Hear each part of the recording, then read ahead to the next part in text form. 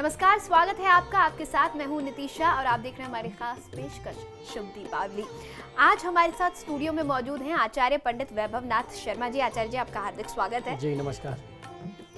और आज आचार्य जी हमें बताने जा रहे हैं कि आज हम महालक्ष्मी का पूजन किस तरह से करें, क्या इसका विधि विधान है, क्या सामग्री हमें चाहिएगी और किस तरीके से इस सामग्री का इस पूजन में उपयोग करना है। तो चलिए कार्यक्रम की शुरुआत करते हैं और आचार्य जी से महालक्ष्मी पूजन का पूरा विधि विधान जानते हैं।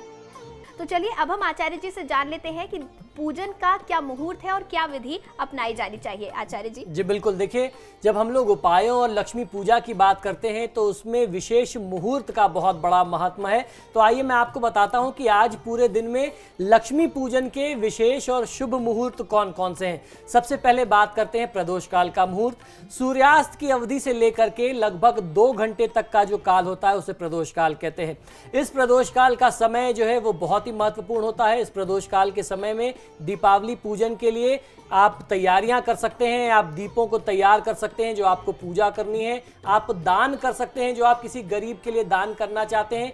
प्रदोष काल में भी स्थिर लग्न का समय जो होता है वो उसमें भी बहुत उत्तम समय होता है। तो इस दीपावली पर प्रदोष काल शाम को 5:45 से आरंभ होकर के 8:06 तक का ये प्रदोष काल रहने वाला है। बहुत विशेष रूप से रहने वाला है। इसमें आप श्री गणेश, श्री महालक्ष्मी का पूजन करें, कुबेर भगवान का पूजन करें। जो हमारे व्यापारिक भाई बंधु हैं वो अपने खातों का पूजन करें। यमदेव के निमित्त इसमें दीपदान करना चाहिए और अपने सेवकों को आपको जो भी वस्तुएं दान देनी है, जो लोग एक दूसरे को गिफ्ट देते हैं, तो अगर आप बिजनेसमैन हैं या आपको किसी को गिफ्ट देना है, खासतौर पर अपने सबऑर्डिनेट्स को देना है, अपने साथ काम करने वाले लोगों को देना है, तो इस समय में गिफ्ट देना चाहिए। उपहारों का आदान प्रदान इस समय में किया जाए तो बहुत अच्छा होता है।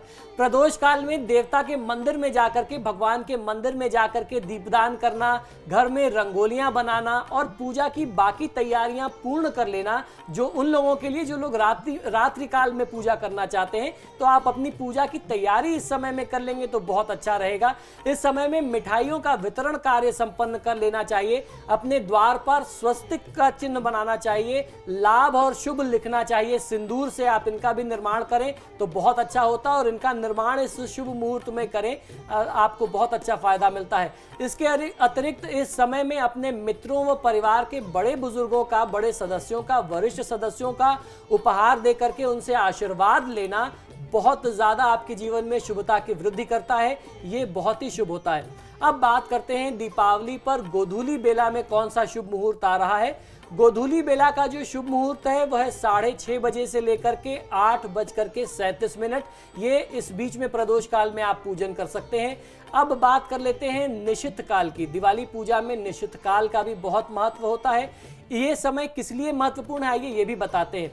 निशित काल का समय पूजा साधना करने हेतु, भगवान की पूजा, माँ लक्ष्मी की पूजा, गणेश जी की पूजा और ब्राह्मणों के लिए देवी लक्ष्मी की पूजा करना, ब्राह्मणों के लिए दान वान करना, सभी 9 ग्रहों की स्तुति करना, उनकी पूजा कर लेना, उनके मंत्रों को सुनना, श्रवण करना और देवी लक्ष्मी या भगवान गणेश, कुबेर जी को प्रसन्न करने के लिए, देवी देवताओं की कृपा लेने के लिए उनके स्तोत्र का पाठ करना। कोई यदि आप कुछ और विशेष पूजा पाठ करना चाहते हैं, कोई नया कार्य आरंभ करना चाहते हैं, उसके निमित्त कुछ अनुष्ठान करना चाहते हैं तो वो आप कर सकते हैं। इसके अलावा कपड़े यानी वस्त्र, फल, अनाज इत्यादि का दान आप करना चाहते हैं तो वो इस समय में कर सकते हैं। धन रखने के स्थान की पूजा आप करना चाहते हैं, तिजोरी की पूजा करना चाहते हैं तो वो भी इस काल में बहुत शुभ होती है। अब बारी आती है निशित काल की, यानी रात के समय की पूजा। निशित काल का जो शुभ मुहूर्त है वो है 11:37 से, ये 11:37 से आरंभ हो रहा है और रात में 1:56 तक रहेगा। ये निशित काल का समय है। निशित काल में यदि लाभ की चौघड़िया में आप पूजा करें, क्योंकि इस बार लाभ की चौघड़िया भी रहेगी, तो ऐसे में व्यापारी वर्ग के लिए लक्ष्मी पूजन के करना इस समय में बहुत ज्यादा शुभता रहती है। इससे धन लक्ष्मी का आवाहन होता है, आगमन होता है। इस समय में आप उनका पूजन कर सकते हैं, गल्ले की पूजा कर सकते हैं, माँ लक्ष्मी के निमित्त कुछ हवन करना चाहे तो वो कर लेते हैं तो बहुत अच्छा लाभ मिलता है। इसके अतिरिक्त इस समय का प्रयोग महालक्ष्मी की पूजा, माँ काली की पूजा, अपनी लेखनी यानी जो हमारे व्यापारी वर्ग हैं जो अपना हिसाब किताब लिखते हैं, यदि आप अकाउंट बुक की पूजा करें, कुबेर देवता की पूजा करें और अपने लिए व्यक्तिगत अन्य मंत्रों का जाप अनुष्ठान यदि आप करना चाहते हैं तो वो इसमें बहुत अच्छे तरीके से किया जा सकता है। इस समय में किया गया कार्य वो श्रेष्ठ होता है।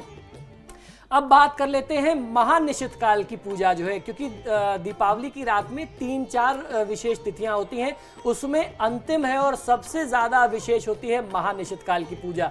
कर्क लग्न के लिए भी ये पूजा बहुत अच्छी है। इस वर्ष दीपावली पर महानिशित काल की जो पूजा है वह रात्रि के दौरान कर्क लग्न आएगा 10:49 से 1:01 तक। ये भी एक बहुत शुभ समय है। धन लक्ष्मी का आवाहन इस समय में आप करें, अपने उनका पूजन कर सकते हैं, गल्ले का पूजन कर सकते हैं, हवन इत्यादि का कार्य इस समय में संपादित किया जा सकता है। इसके अतिरिक्त का जो समय है उसमें आप महालक्ष्मी का पूजन करें, महाकाली पूजन करें, लेखनी और कुबेर देवता का पूजन करें। अन्य मंत्रों का जाप अनुष्ठान यदि आप करना चाहते हैं, अपने लिए कुछ साधना करना चाहते हैं तो वो इस समय में कर सकते हैं। जो जन शास्त्रों के अनुसार दीपावली पूजन करना चाहते हैं उन्हें इस समय अवधि में पूजन करने का विधान रखना चाहिए, प्रयोग करना चाहिए, तो बहुत अच्छा लाभ होता है। महानिशित काल में मूलतः तांत्रिक कार्य किए जाते हैं, ज्योतिष की साधना की जाती है। जिन बच्चों को पढ़ाई शुरू करानी है, जिनका वेदारंभ कराना है, जिनके माता पिता चाहते हैं कि हमारे बच्चे की जो पढ़ाई है उसको स्कूल जाना शुरू करना है, अच्छे समय में करना है, तो वेदारंभ आप इस समय में करा सकते हैं। कर्मकांड की प्रक्रिया इस समय में होती है। बहुत सारे अघोरी लोग हैं जो अघोर तंत्र की साधना इस समय में करते हैं। यंत्र मंत्र तंत्र की साधना का कार्य इस समय में किया जाता है और उसके साथ साथ विभिन्न प्रकार की शक्तियों का पूजन करने का एवं शक्तियों के आवाहन का ये समय बहुत ही शुभ होता है। इस अवधि में दीपावली पूजन के पश्चात घर में एक चौमुखा दीपक रात भर जलते रहना चाहिए। ये दीपक लक्ष्मी एवं सौभाग्य में वृद्धि का प्रतीक माना जाता है। तो ये समय बहुत ही विशेष है। रात में 10 बजे से लेकर के 1:01 तक, 10:35 से 1:01 तक का ये समय है, ये बहुत विशेष है। उसके अलावा भी कुछ छोटे छोटे शुभ मुहूर्त भी दिन में आ रहे हैं। जैसे वृश्चिक लग्न की जो अवधि आ रही है वो सुबह निकल चुकी है 7:30 बजे, 7:28 से 9:42 तक के बीच में थी। कुंभ राशि जो आ रही थी, वृश्चिक लग्न की जो अवधि थी वो 1:38 से 3:16 तक की थी। वृषभ लग्न की जो अवधि थी वह सायंकाल 6:36 से लेकर के रात में 8:37 तक की है। सिंह लग्न की जो अवधि है वह 1 बजे से लेकर के रात में 3 बजे तक की है। सिंह लग्न की साधना भी बहुत से लोग करते हैं, तो 1:01 से 3:08 तक का जो समय है वो भी बहुत अच्छा है। आइए अब मैं आपको कुछ चौघड़िया मुहूर्त के बारे में भी जानकारी दे दूं। जब हम लोग इतने सारे मुहूर्त की जानकारी कर रहे हैं, कौन सा मुहूर्त आपके लिए शुभ है, तो आइए मैं आपको चौघड़िया के बारे में बता दूं। लाभ की जो चौघड़िया है वह अमृत देती है, अमृत समान फल देती है। वो सुबह 9 बजे से लेकर के दोपहर 12 बजे तक की थी। और शुभ की जो चौघड़िया है वो दोपहर 1:30 बजे से लेकर के 3 बजे तक की है। शुभ अमृत की जो चौघड़िया है वो 6:30 से यानी शाम को 6:30 बजे से रात 10:30 बजे तक की है। और लाभ की जो मध्य रात्रि की चौघड़िया है वह 1 बजे से शुरू होकर के 3 बजे तक के बीच में है। तो इस समय में यदि आप कोई भी अपने सामर्थ्य अनुसार जो आपको समय सूट करता हो वो समय यदि आप अपने लिए चुनेंगे तो बहुत अच्छा लाभ मिलता है। माँ लक्ष्मी तत्काल कृपा करती हैं।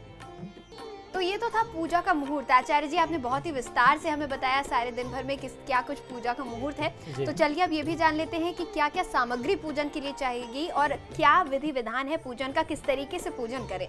जी बिल्कुल, जब आप पूजा करते हैं तो पूजा की सामग्रियों का भी विधान हमारे शास्त्रों में बहुत महत्वपूर्ण बताया गया है। आपको ये जानकारी रखनी चाहिए कि आपको किन किन चीज़ों की आवश्यकता पड़ेगी।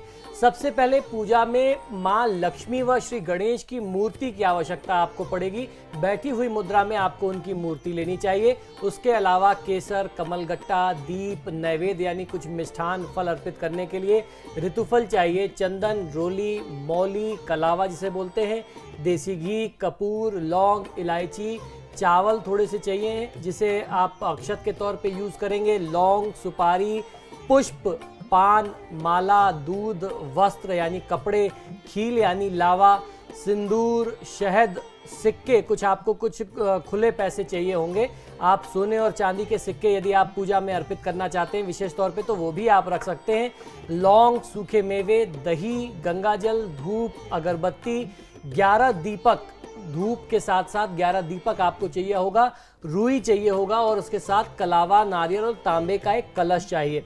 अब बात कर लेते हैं कि कैसे करें पूजा की तैयारी। आपने ये सारे सामान तो एकत्रित कर लिए, अब इन सारी चीज़ों से आपको पूजा की तैयारी कैसे करनी है।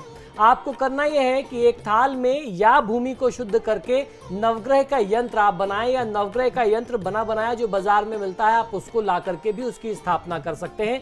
इसके साथ ही एक तांबे का कलश लें जिसमें आपको गंगाजल, दूध, दही, शहद, सुपारी, सिक्के और लौंग आदि डाल करके उसे लाल कपड़े से ढक करके एक कच्चा नारियल उसके ऊपर रखना है।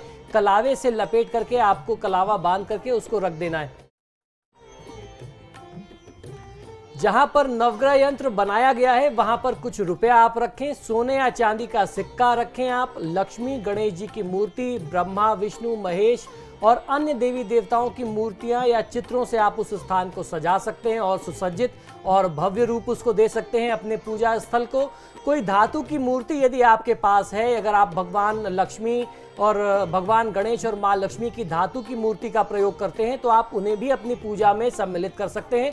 उसे साक्षात स्वरूप मान करके उस धातु की मूर्ति स्वरूप का ही आपको दूध, दही और गंगाजल से स्नान करा करके उनके ऊपर आपको अक्षत और चंदन अर्पित करना चाहिए। इन चीज़ों से आप उनका श्रृंगार करें और श्रृंगार आदि कर लेने के बाद पुष्प से आप उनको सुसज्जित करें, पुष्प से उनका आप अलंकार करें, उनको सजाएं।